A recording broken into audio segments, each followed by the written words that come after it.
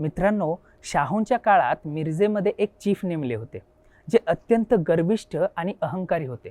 म्हणजे त्यांची गाडी जर रस्त्यावरती आली तर सगळ्यांनी रस्ता देऊन त्यांना मुजरा ठोकावा असा त्यांनी दंडक लावला होता.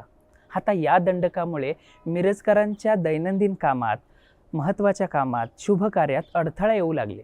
त्यामुळे मिरजकर अक्षरशः वैतागून गेले होते. एक दिवस राजवाड्याच्या दिशेने चीफ साहेबांची गाडी आली. नेहमीच्या सवयीप्रमाणे सगळ्यांनी रस्ता देऊन त्यांना मुजरे ठोकायला सुरुवात केली. पण बरोबर रस्त्याच्या मध्यभागी एक खटारा उभी होती, जी अजिबात सरकत नव्हती. त्या रथातला कोचमन रागारागाने त्या गाडीकडे गेला आणि त्याने आत डोकावून पाहिलं तर एक खेडवळ दांडगा पुरुष झोपला होता. त्याने अकांड तांडव केला तरीही त्या पुरुषाने थोडाही प्रतिसाद दिला नाही.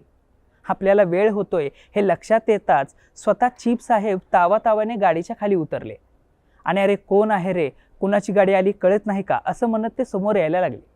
तेवढ्यात त्या खटारामधून एक खेडवळ पुरुष धोतर सावरत खाली उतरला आणि आत्ताच माझा डोळा लागला होता असं चीफ साहेबांना सांगू लागलं. चीफ साहेब त्यांच्याकडे बघताच त्यांची गाळण उडाली, कारण तो खेडवळ पुरुष दुसरा तिसरा कुणी नसून स्वतः राजर्षी शाहू महाराज होते. महाराजांनी असं का केलं हे चांगलं चीफ साहेबांच्या लक्षात आलं आणि त्यांनी स्वतःहून स्वतःच्या वर्तनात बदल केला. तर मित्रांनो, महाराजांनी चीफ साहेबांना कशी अद्दल घडवली हे तुम्हाला कळालंच. आणखीन किस्सा ऐकण्यासाठी आमच्या चॅनेलला सबस्क्राईब करा, लाईक करा, शेअर करा.